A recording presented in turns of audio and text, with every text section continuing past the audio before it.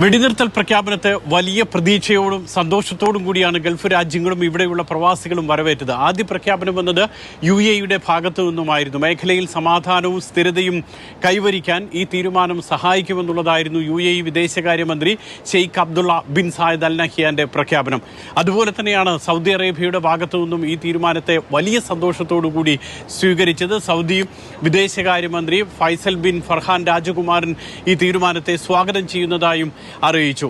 അതോടൊപ്പം തന്നെയാണ് ഇനിയുള്ള തീരുമാനം, പ്രത്യേകിച്ച് ഇപ്പോൾ ഈ വെടിനിർത്തൽ പ്രഖ്യാപനം വന്നതോടുകൂടി വിമാന സർവീസുകളൊക്കെ പുനരാരംഭിക്കാൻ വേണ്ടി വിമാന കമ്പനികൾ ആലോചിക്കുന്നുണ്ട്.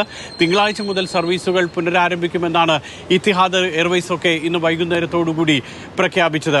പ്രവാസികളാണെങ്കിൽ നിരവധി പേർ, പാകിസ്ഥാനിലുള്ളവർ അങ്ങോട്ട് പോകാൻ കഴിയാതെ, കാരണം വിമാന സർവീസുകൾ പലതും, നിരവധി വിമാന സർവീസുകൾ പാകിസ്ഥാനിലേക്കുള്ളത്, കറാച്ചി, ഇസ്ലാമാബാദ് അടക്കമുള്ള വിമാനത്താവളങ്ങളിലേക്കുള്ളത് റദ്ദാക്കിയിരുന്നു. അപ്പോൾ വിമാന സർവീസുകൾ പുനരാരംഭിക്കുന്നതിൻ്റെ ഒരു സന്തോഷം അവരിലുണ്ട്. അതോടൊപ്പം തന്നെയാണ് ഇന്ത്യൻ പ്രവാസികൾക്കും ഈ തീരുമാനം വലിയ ആശ്വാസം നൽകുന്നതാണ്.